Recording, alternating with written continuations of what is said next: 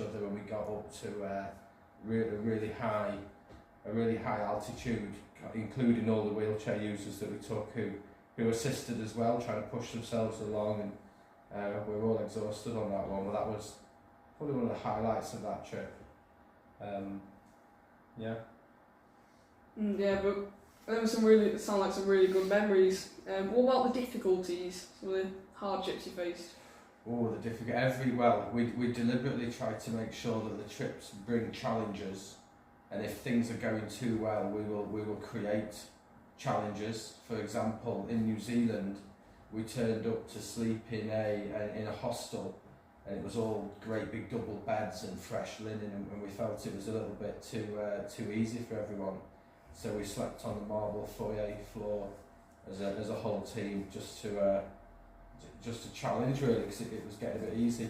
But naturally things happen, so we've had minibuses stuck, we've been stranded, we've had delays on aeroplanes, we've had equipment break, we've had restaurants close and cancel on us.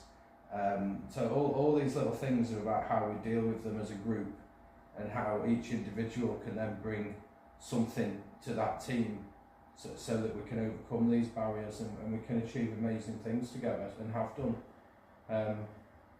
Yeah, that does actually lead us on quite nicely, because the whole aim of JOLT, as I know now, is to help these young people. So do you know how any of the trips have impacted the later lives of anyone you've taken on expedition? I do. It's only recently that I've met some old JOLTers from previous trips that I've led on, and they're thriving. They've gone on to successful jobs.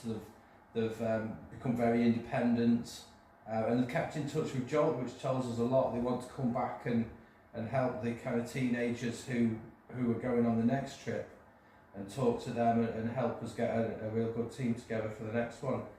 A particular example, one girl who she had a one-to-one carer in school, and she realised whilst we were travelling across New Zealand that she completely was reliant on this one-to-one person who assisted her, and we were pushing her to do so many things on her own.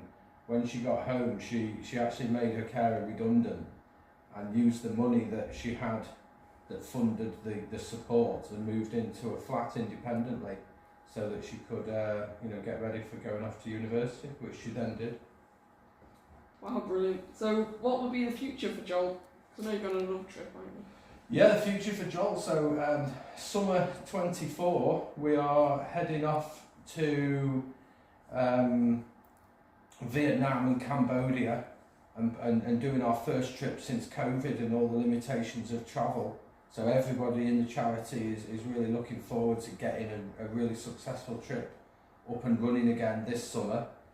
And then the intention with the trustees and the sponsors and the people involved is to make sure we can establish another trip every 2 years, and start to make a real big impact on a small group of young people.